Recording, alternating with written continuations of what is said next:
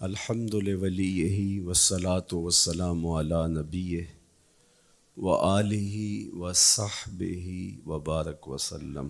قال اللہ تعالی وتبارک فی القرآن المجید والفرقان الحمید۔ بسم اللہ الرحمن الرحیم۔ قل بفضل اللہ وبرحمتہ فبذلک فلیفرحوا۔ صدق اللہ مولانا العظیم وصدق رسولہ النبی الکریم الرؤوف الرحیم۔ اللہم نور قلوبنا بالقرآن وزین اخلاقنا بالقرآن وادخلنا الجنة بالقرآن ونجنا من النار بالقرآن۔ قال اللہ تعالی وتبارک فی شان حبیبہ مخبرا وآمرا ان اللہ وملائکتہ یصلون علی النبی یا ایہا الذین آمنوا صلوا علیہ وسلموا تسلیما۔ اللہم صلی علی سیدنا مولانا محمد معدن الجود والکرم صلاۃ و سلاما علیک یا سیدی یا رسول اللہ۔ حمد و تعریف و توصیف اللہ جل مجدہ الکریم کی ذات برکات کے لیے، رسول رحمت، شفیع معظم، نبی محتشم، حضور ختمی المرتبت صلی اللہ علیہ وآلہ وسلم کے حضور ناز میں اپنی عقیدتوں، ارادتوں اور محبتوں کا خراج پیش کرنے کے بعد، واجب الاحترام ذوی الاحتشام معزز و مکرم سامعین، خواتین و حضرات، السلام علیکم ورحمۃ اللہ وبرکاتہ۔ کتاب رحمت قرآن مجید میں اللہ جل شانہ نے ارشاد فرمایا، اے محبوب ارشاد کر دیجئے، فرما دیجئے، قل بفضل اللہ و برحمتہ، جب اللہ کا فضل اور اس کی رحمت ہو، فبذالک فلیفرحوا، تو انہیں چاہیے کہ اس فضل و رحمت کے حصول پر، اللہ جل شانہ کی اس کرم نوازی پر فرحت کا اظہار کریں، خوشی اور شادمانی کا اظہار کریں۔ ہوا خیر مما یجمعون، اور وہ جب فرحت کا اظہار کرتے ہوئے، خوشی کا اظہار کرتے ہوئے خرچ کرتے ہیں، تو وہ خرچ کرنا اس مال سے بہتر ہے جو وہ جمع کرتے ہیں۔ تو خوشیوں کا حصول اللہ جل شانہ کا شکر واجب کرتا ہے۔ جب کوئی بھی خوشی ملے تو ہمارے اوپر ضروری ہوتا ہے کہ ہم اللہ کا شکر ادا کریں۔ شکریہ ادا کرنے سے نعمتیں اور زیادہ ملتی ہیں، اور شکریہ ادا نہ کرنے سے نعمتوں سے محروم کر دیا جاتا ہے۔ اور یہ انسانی فطرت ہے کہ جب اسے کوئی سرشاری ملتی ہے، جب اسے کوئی نعمت، رحمت یا راحت پہنچتی ہے، تو وہ اس پر خوش ہوتا ہے۔ قرآن مجید میں ایک مقام پہ فرمایا وَإِذَا أَذَقْنَا الْإِنسَانَ مِنَّا رَحْمَةً فَرِحَ بِهَا، جب انسان کو ہماری جانب سے کوئی رحمت ملتی ہے تو وہ اس پہ خوش ہو جاتا ہے۔ آپ ایک چھوٹے سے بچے کی گال سہلائیں، اس کو ٹافی دیں، اس کے سر پہ شفقت سے ہاتھ رکھیں تو اس کا چہرہ کھل کے گلاب ہو جاتا ہے۔ ٹھٹھرتے ہوئے ماحول میں کسی کو روک کے گرم چائے پلا دے تو اس کی طبیعت میں سرشاری آ جائے گی اور وہ آپ کا شکر گزار رہے گا۔ تو یہ انسانی فطرت ہے، اس میں مسلمان ہونا بھی ضروری نہیں ہے کہ کسی بھی شخص کو آپ کوئی شے عطا کرتے ہیں، اسے کوئی خوشی دے دیتے ہیں، تو وہ اس سے بہت زیادہ سرشار ہوتا ہے۔ رحمتم منا، جو لفظ قرآن نے بیان کیے وہ ہے رحمتم منا، یعنی ہماری جانب سے اسے کوئی رحمت ملے۔ رحمتن نکرہ ہے یہاں، کوئی رحمت ملے، عام سی رحمت ملے، فرح بہا، تو اس رحمت کے ملنے پر وہ خوش ہو جاتا ہے۔ آپ کی اگر توجہ ہو تو رحمت ملنے پہ وہ خوش ہو جاتا ہے، اور اگر رحمت للعالمین مل جائیں تو پھر اس کی خوشی کا عالم کیا ہو، پھر اس کی مسرت کی کیفیت کیا ہو۔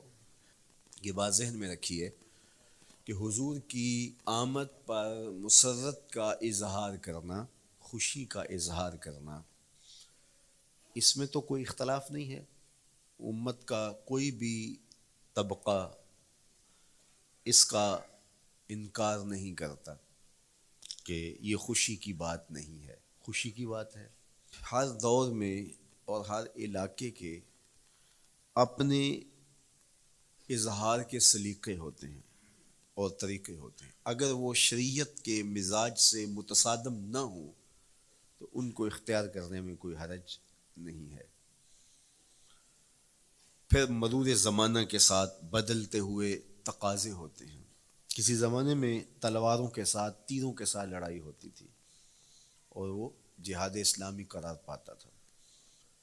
آج کی لڑائی میزائلوں کے ساتھ اور ٹینکوں کے ساتھ ہے اور یہ بھی جہاد اسلامی قرار پاتا ہے۔ کوئی کہے کہ تیر و تفنگ کو چھوڑ کے، نیزہ و بالا کو چھوڑ کے، شمشیروں کو چھوڑ کے یہ میزائلوں پہ آ جانا، یہ ٹینکوں پہ اور یہ جدید آلات حرب پہ آ جانا، یہ دانش مندی نہیں ہے، یہ سنت سے انحراف ہے۔ تو میاں تو سنت کے مفہوم کو نہیں سمجھا۔ اس دور میں آلات حرب وہ تھے، بدلتے تقاضوں کے ساتھ آلات حرب یہ ہوئے، تو وہ بھی عین جہاد اسلامی تھا، یہ بھی عین جہاد اسلامی ہوگا۔ اسی طرح خوشی کے مختلف طریقے ہیں۔ کسی زمانے میں بالکل پرانے لوگ جانتے ہیں، جب کسی کے ہاں خوشی آتی تو وہ گڑ کی روڑیاں بانٹتا، یہ پرانا طریقہ۔ پھر اس کے بعد پتاشے بانٹنا شروع ہو گئے لوگ، پھر اس کے بعد وہ شکر پارے آ گئے، اس کے بعد پھر لڈو آ گئے، پھر موتی چور، اور پھر نہ جانے کیا کیا۔ لیکن روح ایک ہی ہے۔ جو گڑ بانٹنے سے مسرت کا اظہار تھا، وہی آج جدید جو ہمارے پاس مٹھائی کی اقسام ہیں، ان کو بانٹنے سے بھی وہی مقصود ہے۔ کسی زمانے میں کسی کہ ہاں بیٹا ہوتا تو وہ گھر کے دروازے پہ پتے باندھ دیا کرتے تھے۔ یہ اس دور کی جھنڈیاں تھیں، اظہار کے لیے کس گھر میں خوشی آئی ہے۔ تو آج کے دور میں تو ہمیں پتے باندھے ہوئے نہیں ملتے۔ آج گھروں کے اندر ولادت مبارک کے یا مختلف طرح کے غبارے لگا دیے جاتے ہیں یا جھنڈیاں لگا دی جاتی ہیں۔ تو مختلف بدلتے ہوئے ادوار میں وہ طریقے ضرور بدلے، لیکن جہاں تک مسرت کا اظہار ہے، وہ روح بعین ہی ہر دور میں، ہر علاقے میں، ہر جو ہے وہ کلچر میں موجود ہے۔ کسی بھی خوشی پہ مسرت کا اظہار، مسرت اور سرور اور کیفیت کا اظہار، یہ انسانی زندگی ہے۔ اسلام ہمیں مسرتوں کے اظہار اور شکرانے کی صورت کے بہت سارے طریقے دیے ہیں، اس میں سے روزہ رکھنا بھی ہے۔ ان طریقوں میں سے ایک طریقہ نوافل ادا کر کے شکر کا اظہار کرنا بھی ہے۔ خیرات بانٹ کے، لوگوں کو کھانا کھلا کے مسرت کا اظہار کرنا ہے، لوگوں کو لباس پہنا کے مسرت کا اظہار کرنا ہے۔ اور اسی طرح دعوت ہے، مختلف مواقع پہ مختلف چیزیں ہیں۔ پیر کے دن حضور علیہ السلام روزہ رکھتے تھے۔ پوچھا حضور آپ پیر کے دن روزہ کیوں رکھتے ہیں؟ قال فیہ ولدت، کہا اس دن میں پیدا ہوا تھا۔ تو اپنی ولادت کا حضور دن پیر روزہ رکھ کے اللہ کے شکرانے میں دن گزارتے تھے۔ وہ حضور علیہ السلام کی زندگی کا ایک ایک لمحہ رب کے تشکر میں بسر ہوتا ہے، لیکن حضور نے اس کی وجہ بیان کر دی کہ میں اس دن کا روزہ خاص طور پہ اس لیے رکھتا ہوں، فیہ ولدت، اس دن میری ولادت ہوئی تھی۔ اللہ اکبر۔ تو حضور کی ولادت اللہ کی بہت بڑی نعمت، اور اس پر شکرانہ خود میرے حضور نے ادا کیا ہے۔ علماء نے لکھا ہے کہ حضور کی ولادت کی خوشی یہ اللہ کی رضا کا سبب اور ذریعہ ہے۔ آپ نے سنا علماء سے کہ دین کا سب سے بڑا دشمن جس کا نام لے کے مذمت کی گئی وہ ابو لہب ہے۔ پورے قرآن میں کسی اور کافر کا ابو جہل کا نام بھی نہیں، عتبہ عتیبہ اور امیہ کا نام بھی نہیں ہے، لیکن نام لے کر کے مذمت اگر کسی شخص کی گئی وہ تو ابو لہب کی گئی۔ حضور علیہ الصلوۃ والسلام جب کوہ صفا پہ جلوہ فراز ہوئے، وَأَنذِرْ عَشِيرَتَكَ الْأَقْرَبِينَ، حکم ہوا پہلے قریبی لوگوں کو آپ اللہ کا ڈر سنائیں۔ تو حضور علیہ السلام نے قریبی لوگوں میں محنت کی، تو قریش کو، صنادید قریش کو، بنو ہاشم کو بلایا اور بلا کہ حضور نے ایک بات کہی کوہ صفا پہ کہ اگر میں تمہیں کہوں اس پہاڑ کی دوسری جانب سے ایک لشکر آ رہا ہے جو تمہیں کچل دے گا تو کیا میری بات مان لو گے؟ تو انہوں نے کہا اگر نظر نہ بھی آیا تو ہم کہیں گے ہم اندھے ہیں، آپ سچے ہو، ہماری نظروں کو پھیر لگ رہا ہے، آپ جھوٹ نہیں بول سکتے، ہم نے 40 سال آپ کے شب و روز دیکھے ہیں، تو کیسے ہم یہ گمان کر لیں؟ تو حضور نے فرمایا اگر میری ذات پہ اتنا یقین ہے تو مان لو اللہ ایک ہے۔ تو ابو لہب سب سے پہلے بولا تبا لک ھنالک سائر الیوم الہذا جمعتنا، معاذ اللہ، کہ آپ کا معاذ اللہ ہاتھ ٹوٹ جائے، آپ نے اس لیے ہمیں جمع کیا تھا؟ تو اللہ تعالیٰ جل شانہ نے اس کا جواب دیتے ہوئے ارشاد فرمایا تبت یدا ابی لہب وتب، ظالم تیرے دونوں ٹوٹ جائیں، ظالم تیرے دونوں ٹوٹ جائیں۔ تو ابو لہب کا نام لے کے مذمت کی گئی، لیکن یہ بدترین کافر جب حضور کی ولادت ہوتی ہے تو اس کی لونڈی سویبہ اس کو جا کے خبر دیتی ہے کہ تیرے مرحوم بھائی کے گھر بیٹا پیدا ہوا ہے۔ تو یہ بہت خوش ہو گیا، اس لیے نہیں کہ نبی تشریف لائے ہیں، اس لیے کہ میرے مرحوم بھائی کے گھر میں چراغاں ہوا۔ تو بھتیجا ہونے کے ناطے اس کو ایک سرشاری اور خوشی ہوئی، اور لونڈی کے خبر دینے پر اس نے اشارے سے اس کو کہا جا تو آزاد ہے۔ اللہ اکبر! یہاں سے یہ بھی سمجھیں کہ حضور نے صحن کائنات میں قدم رکھا، غلاموں کو آزادی ملنے لگی، غلامی کی زنجیریں ٹوٹنے لگی۔ تو سویبہ کو کہا جا تو آزاد ہے۔ خیر ابو لہب کی ساری زندگی آپ کو پتہ ہے، لیکن جب مر گیا تو حضرت عباس رضی اللہ تعالیٰ عنہ کو خواب میں ملا۔ انہوں نے کہا سنا کیسی بیت رہی ہے؟ اس نے کہا سخت مشکل میں ہوں، ڈاڑھی تکلیف ہے، حضور کی مخالفت بڑی مہنگی پڑی، لیکن اتنا ہے کہ جب پیر کا دن آتا ہے جس انگلی سے اشارہ کر کے لونڈی کو آزاد کیا تھا اس سے ٹھنڈا اور میٹھا مشروب بھی ملتا ہے اور عذاب میں بھی کچھ کمی ہوتی ہے۔ شارع مسلم امام نووی کے استاد امام ابو شامہ جو بہت بڑا نام ہے حدیث میں، وہ فرماتے ہیں جب ایک کافر کو حضور کو نبی سمجھ کے نہیں بھتیجا سمجھ کے خوشی کرنے کا بھی صلہ ملتا ہے، تو ایک مومن جو حضور کا غلام ہے اور حضور کو امام اور مقتدا اور نبی رسول اور محبوب سمجھ کے خوشیاں کرتا ہے، اس کو اللہ کتنا کچھ عطا کرے گا۔ دوستاں کجا کنی محروم تو کے بعد دشمنا نظر داری، جب تو دشمنوں کو اتنا دیتا ہے تو دوستوں کو کتنا عطا کرے گا۔ تو حضور کی آمد پر مسرت کا اظہار، بشاشت کا اظہار، یہ اہل ایمان کا طریقہ رہا ہے۔ ہاں جو اس کا انداز ہے، کسی کو نوافل میں زیادہ سرور ملتا ہے وہ نوافل کثرت سے پڑھ لے، کسی کو زیادہ سرور روزے میں آتا ہے تو وہ روزے رکھ کر کے اس شکرانے کو ادا کرے، کوئی ذکر کی مجلس سجا لے، مختلف طریقے موجود ہیں۔ حضور علیہ السلام تشریف لائے، صحابہ بیٹھے ہوئے تھے، صحیح مسلم میں روایت ہے، سنن نسائی میں ہے اور بھی کتب حدیث میں، محفل بپا تھی، تو حضور نے آ کہا ما اجلسکم، کیوں بیٹھے ہوئے ہو؟ تو جو انہوں نے جواب دیا وہ سنیے، جلسنا نذکر اللہ ونحمدہ علی ما ہدانا لدینہ ومن علینا بکا، حضور ہمارے بیٹھنے کا مقصود یہ ہے کہ ہم اللہ کا شکر ادا کر رہے ہیں اس بات پر کہ اس نے ہمیں ہدایت دین عطا کی، ومن علینا بکا، اور آپ کی صورت میں ہمارے اوپر احسان کیا، ہمیں آپ عطا ہوئے، اس پر اللہ کا شکر ادا کرنے کی مجلس سجائے بیٹھے۔ اب بات تو سادہ سی تھی، لیکن میرے حضور نے ان سے کہا کیا تم اس بات پہ قسم دے سکتے ہو کہ اسی لیے بیٹھے ہو؟ تو انہوں نے کہا جی ہم قسم دیتے ہیں، ہم اسی لیے بیٹھے. فرمایا اٹھاؤ قسم. تو صحابہ نے باقاعدہ قسم دی، ہم قسم اٹھاتے ہیں، ہمارے بیٹھنے کا مقصد یہ ہے کہ اللہ کا شکر ادا کر رہے ہیں، اور آپ کی صورت میں جو انعام خداوندی ملا ہے اس پر اللہ تعالیٰ کا شکریہ ادا کر رہے ہیں. حضور نے باقاعدہ ان سے قسم لی اور انہوں نے باقاعدہ قسم دی. اب صحابہ کو حیرت تو تھی کہ یہ موقع قسم کا تو نہیں تھا، لیکن حضور نے قسم لی ہے. کیوں؟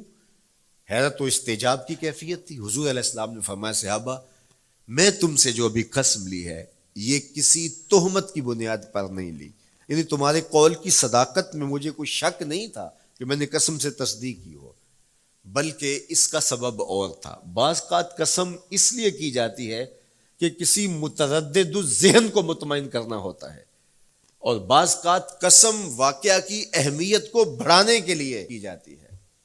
کوئی بندہ کہہ رہا ہے کہ جناب فلاں صاحب آ رہے ہیں ہمارے گھر میں، مہمان آ رہے ہیں، تو گھر کا اچھا کہتا ہاں قسم اللہ کی، تو اس کا یہ مطلب نہیں کہ اس کے شک ہوتا ہے، اس کی خوشی اور اس کی مسرت کے اظہار کو بڑھانے کے لیے وہ کہتا ہے کہ ہمارے گھر کے اندر آج فلاں آ رہا ہے، تو وہ کہتا اچھا کہتا ہاں ہاں قسم اللہ کی وہ آ رہا ہے.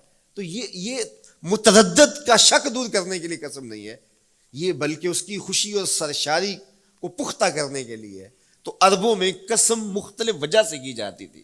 تو حضور نے فرمایا یہ جو میں نے تم سے قسم لی ہے یہ کسی تہمت کی بنیاد پہ نہیں لی، بلکہ اس قسم کا سبب کیا ہے سنو. پھر حضور نے خود بتایا، فرمایا تم یہاں بیٹھے تھے، میں حجرے میں بیٹھا تھا، اتانی جبریل علیہ السلام، میرے پاس جبریل امین حاضر خدمت ہوئے، فاخبرنی ان اللہ یباہی بکم الملائکہ، تو مجھے انہوں نے خبر دی ہے. محبوب ذرا باہر تو نکل کے دیکھو، صحابہ تمہارے اس عمل پر اللہ فرشتوں میں ناز کر رہا ہے، اللہ فرشتوں میں فخر کر رہا ہے کہ دیکھو میں نے ان کو نعمت دی، کتنے قدردان نکلے، اس نعمت کا شکرانہ ادا کر رہے ہیں. اور آج اگر ہم اپنے گھر میں بیٹھ کے، اپنی مسجد میں بیٹھ کے حضور کی صورت میں انعام خداوندی کا شکریہ ادا کرتے ہیں تو اللہ کی رحمتوں سے بعید نہیں کہ اللہ فرشتوں سے کہے دیکھو صدیاں بیت گئیں یہ آج بھی شکرانہ ادا کر رہے ہیں، اور یہ بات میری اور آپ کی بخشش کی ضمانت قرار پائے. تو حضور کی صورت میں جو انعام ہوا، حضرت حسان بن ثابت اکثر کہا کرتے تھے منا علینا ربنا ام بعث فینا محمدا، ہمارے رب نے ہمارے اوپر احسان کر دیا ہے کہ محمد عربی عطا کر دی ہے. ساری زندگی سجدے میں سر رکھ کے شکر ادا کرتے رہیں، حق کے شکر پھر بھی ادا نہ ہو. میں تو کہا کرتا ہوں ہمارے بدن پہ اتنے بال نہیں ہیں جتنے رسول اللہ کے احسانات ہیں. ہمارا بال بال قرض رسالت میں جکڑا ہوا ہے، ساری زندگی ان کے گیت گائیں. میں ایک رات کے میلاد کا صرف قائل نہیں ہوں کہ ایک رات میلاد کر لو اور پورا سال چھٹی، ساری زندگی حضور کا نام جپو، ساری زندگی حضور پہ درود پڑھو، لمحہ لمحہ حضور کے ذکر کا چراغاں کرو. صرف اپنے گھروں میں، اپنی چہار دیواریوں میں اور اپنے بازاروں میں جھنڈیاں ہی نہ لگاؤ، بلکہ دل کے ایک ایک فرد پہ نام محمد کی جھنڈی لگاؤ. صرف منڈیروں پہ چراغاں ہی نہ کرو، بلکہ دل کی اندھیر گلیوں میں بھی حضور کے نام کا چراغاں کرو. اندر بھی روشنی ہو، باہر بھی روشنی ہو. حضور پہ درود پڑھو، حضور کا ذکر کرو. اپنے بچوں کو بٹھا کر کے حضور کے قصیدے سناؤ، حضور کی شانیں سناؤ، حضور کی سیرت بتاؤ انہیں.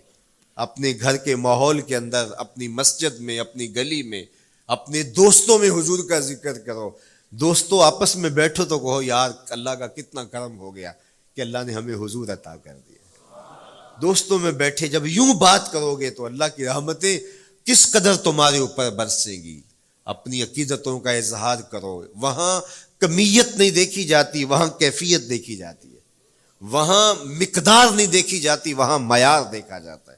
وہ چہرہ اور چہرے کا تل نہیں دیکھتے، وہ بندے کا دل دیکھتے ہیں. وہ دیکھتے ہیں کون کس خلوص کے ساتھ محبت لے کر کے آیا ہے. شاہ ولی اللہ محدث دہلوی بہت بڑا نام ہے، تمام مکاتیب فکر کے نزدیک معتبر نام ہے. شاہ ولی اللہ محدث دہلوی فرماتے ہیں میرے والد شاہ عبد الرحیم محدث دہلوی ہر سال حضور کا میلاد کرتے تھے، اور اپنی استطاعت کے مطابق لوگوں میں، آنے والوں میں کچھ کھانا بھی تقسیم کرتے. ایک سال حالات اتنے پتلے تھے کہ ان کو میسر نہ تھا کہ لوگوں کو بھرپور کھانا کھلا سکیں، لیکن کہا چلو ناغہ نہ ہو، ایک تسلسل ہے جاری رہے، تو انہوں نے چنے بانٹ دیے بعد میں. لیکن دل میں تشویش تھی کہ اس مرتبہ من کی منشا پوری نہیں ہوئی، تو اسی حالت میں سو گئے، سوئے تو مقدر جاگا، حضور کا دیدار نصیب ہوا، اور جس نے حضور کو خواب میں دیکھا اس نے حضور کو ہی دیکھا۔ من رآنی فی المنام فقد رآنی، فرمایا جس نے مجھے خواب میں دیکھا اس نے مجھے ہی دیکھا۔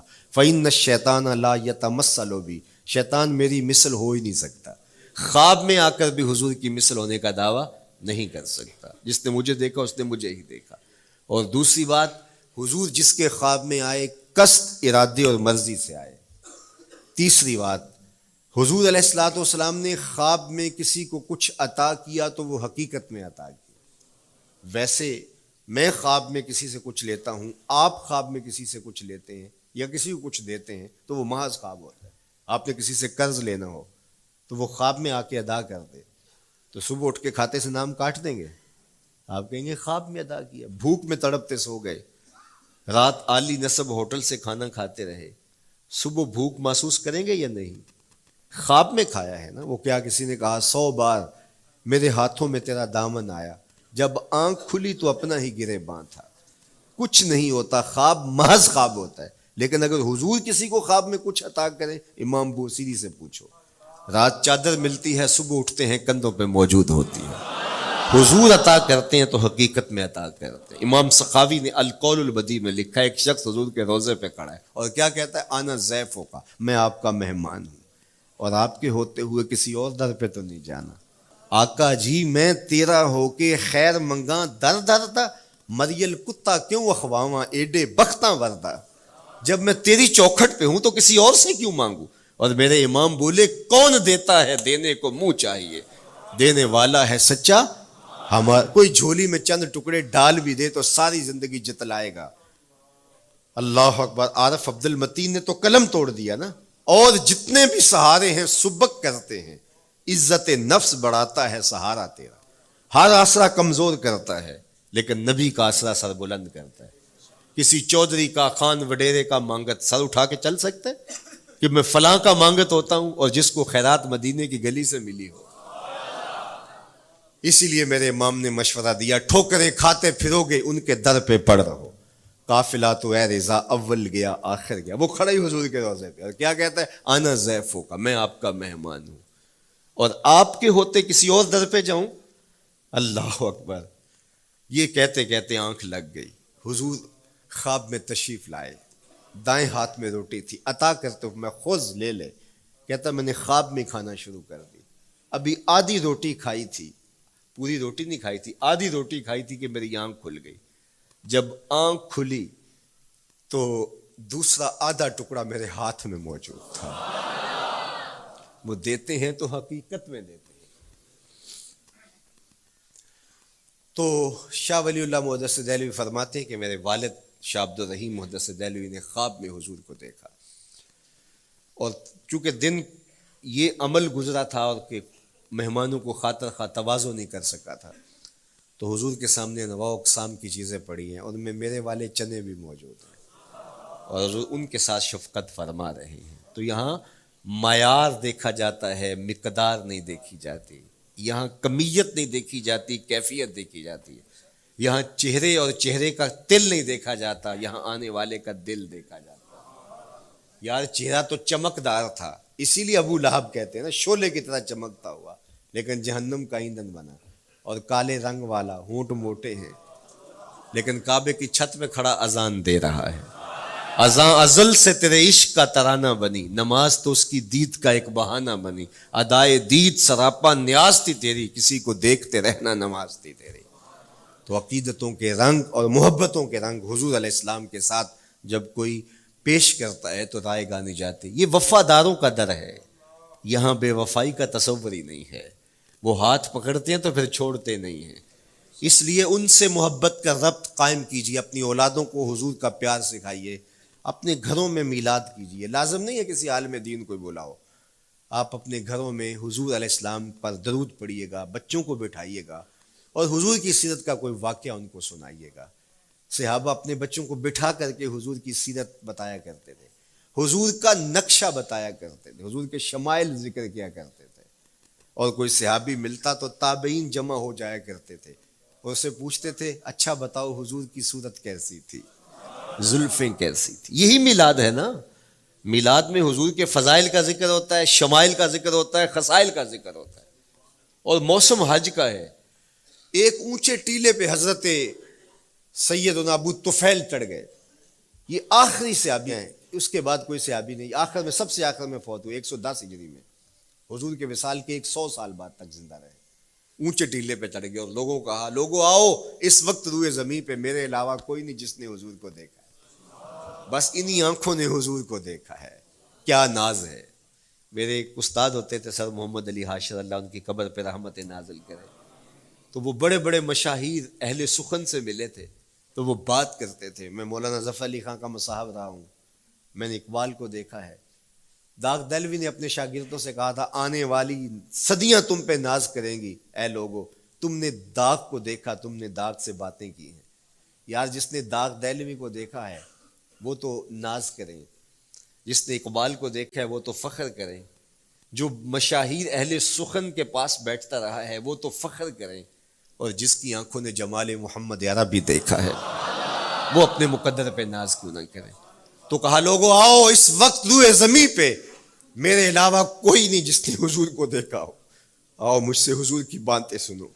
لوگ جمع ہو گئے اور کہا صف لنا رسول اللہ، تم نے حضور کو دیکھا ہے تو بتاؤ حضور کیسے تھے.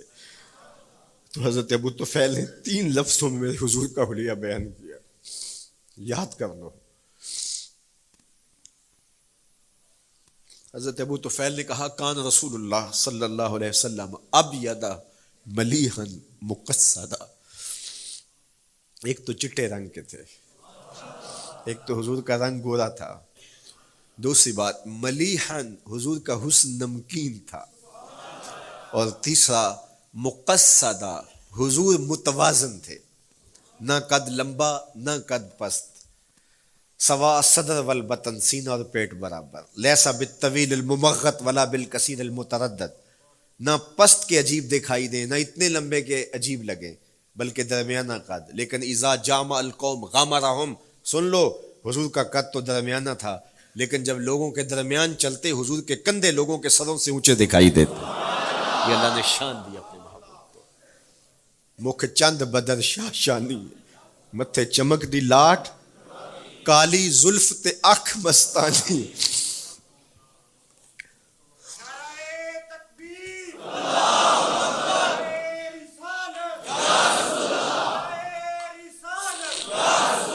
کالی زلف تے اکھ مستانی ہے، مخمور رکھی ہیں مد بھریاں.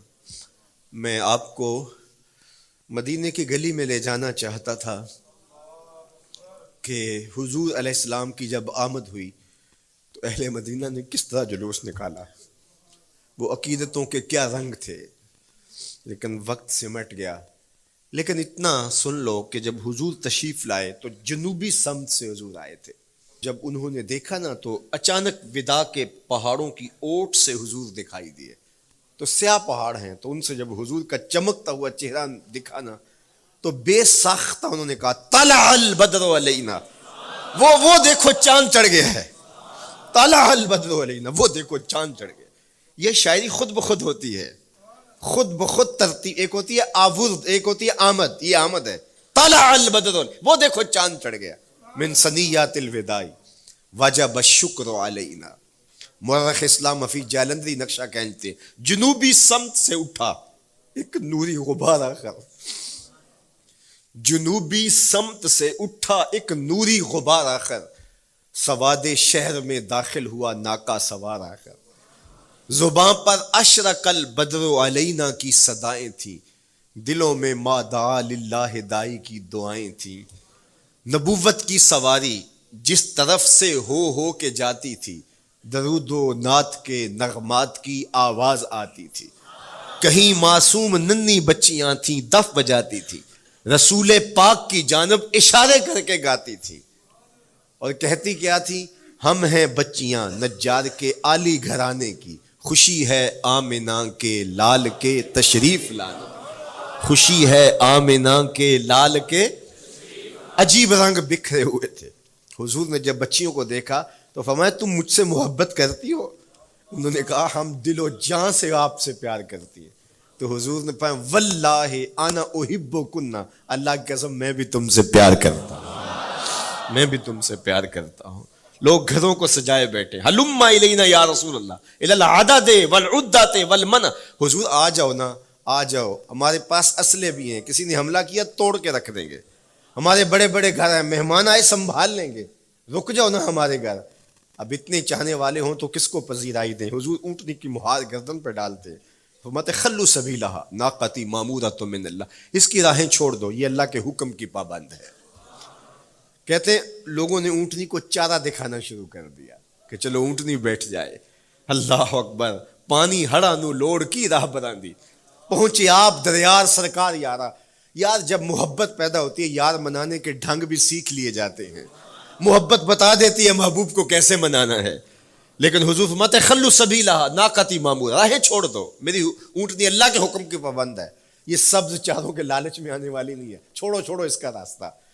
اللہ اکبر، جب بنو نجار کے محلے سے حضور گزرے، یہی بچیوں نے تالا البدر علینا پڑھا تھا، اور یہی محلہ حضور کے ننیال کا محلہ تھا. انہوں نے جو لفظ کہے، امام صالحی نے، اللہ ان کی قبر پہ کروڑوں رحمتیں نازل کرے.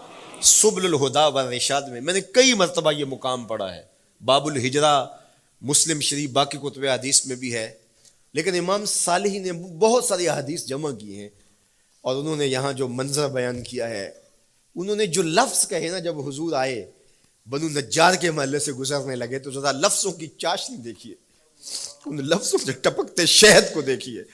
تو انہوں نے آگے بڑھ کے حضور کو دعوت دی، اور لفظ کیا کہے، ہلم الی اخوالک یا رسول اللہ الی العدد والعدۃ والمن، حضور ادھر تو رک جاؤ، یہ تو آپ کے ماموں کے گھر ہیں، یہ تو آپ کے ننیال کا محلہ ہے. لیکن حضور نے فرمایا کہ بس میری راہیں چھوڑ دو. پھر اونٹنی جا کے کہاں بیٹھی، نیویاں دا پرونا ہے میرا نبی، کوٹھیاں تے چڑھے ویخ دے رہ گئے. سہل اور سہیل دو یتیم بچے تھے، اور ان کی خالی جگہ پڑی تھی، جا کے اونٹنی وہاں بیٹھ گئی. اٹھایا گیا پھر بیٹھ گئی. قریب ترین مکان حضرت ابو ایوب انصاری کا تھا. دوڑے آئے، سامان اتارنے لگے، کہا حضور اونٹنی کو اب نہ اٹھاؤ، اب تو میرے بخت جاگ پڑے ہیں. پھر ان کی کیفیت کیا تھی، امروز شاہ شاہاں مہمان شو دستو مارا. امروز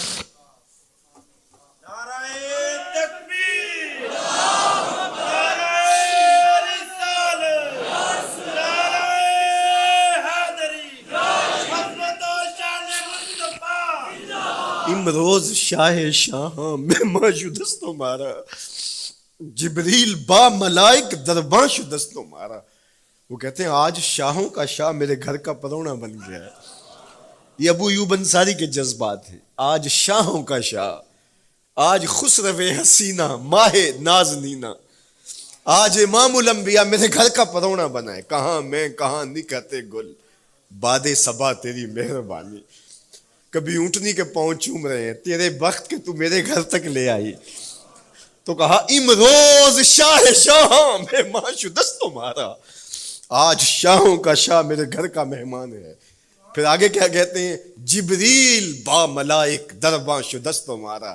لوگوں جبریل کو دیکھو، آج میرے گھر کا پہرا دے رکھا ہے، آج میرے گھر کا چوکی دار بنا ہوا ہے، کیونکہ میرے گھر میں حضور ٹھہرے ہوئے ہیں. تو کیا حضور کی آمد کا جلوس تھا یار. صحابہ نے جو حضور کے آمد کا جلوس نکالا، ہم تو وہ رنگ پیش نہیں کر سکتے، لیکن میں آپ کو کہوں گا درود پڑھتے ہوئے آج جلوس میں شامل ہوں، حضور کے ذکر سے سرشار ہو کے جلوس میں شامل ہوں، اور پورے نظم کے ساتھ. اگر آپ کے جلوس میں کوئی کسی کی گاڑی گھس بھی آتی ہے، اس کو پیار دینا، اس کو راستہ دینا، اور اس کو حضور کی رحمت کا احساس ہو کہ یہ رحمت کو ماننے والے لوگ ہیں، اور حضور پہ درود پڑھتے رہنا، عقیدتوں کے رنگ میں رہنا. امید ہے کہ جس طرح حضور نے ان بچیوں سے کہا جو حضور کے جلوس میں شامل تھیں کہ کیا تم مجھ سے محبت کرتی ہو، تو انہوں نے کہا جی جی، ہم اسی لیے تو آپ کے قصیدے پڑھ رہی ہیں. تو حضور نے فرمایا واللہ میں بھی آپ سے محبت کرتا ہوں. تو ہو سکتا ہے حضور ہمیں فرمائیں میرے میلاد کے جلوس میں آنے والوں میں بھی تم سے محبت کرتا ہوں. اللہ آپ کو سلامت رکھے. وآخر دعوانا ان الحمدللہ.